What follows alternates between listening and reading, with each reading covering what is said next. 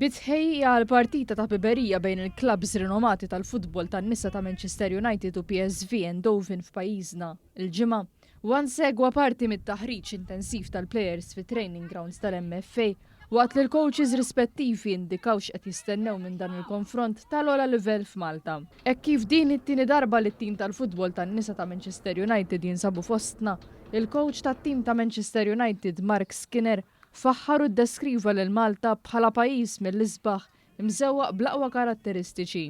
Waqt li fakkar kif waqt iż-żjara tagħhom is-sena l-oħra kienu żaru lis-Supporters Club tal-Manchester United f'Santa Venera, l-aktar wieħed antik fid-dinja, semma wkoll l-ospitalità li sabu hawn u l-kollaborazzjoni mill-awtoritajiet Maltin, partikolarment l-Awtorità Maltija għat-Turiżmu permezz tal-brand tagħha Visit Malta. It's a perfect island, beautiful people, wonderful, welcome kind of spirit from us, and so this coupled with weather that we don't usually get is perfect. This is just perfect temperature for English people because we don't we don't melt, but actually we can then get ourselves into a good spirit. So it's a fantastic place and we love our partnership with Visit Malta. Mal-mikrofonu ta' want tkellem ukoll il-kowċ ta' PSV Eindhoven Roland Stenberg fejn stqar magħna dwar x'qiegħed jistenna mill-partita ta' ħbiberija ta' għada. Hopefully we see a very good match with two teams who play a very good football and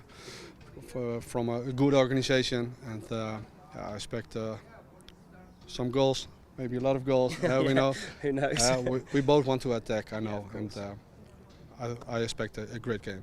Il-partita bejn PSV Eindhoven u Manchester United se tintlab il-ġimgħa 5 ta' Jannar fl-istadium Tony Bezzina f'Raħal Ġdid mis-6 ta' filgħaxija il qudiem.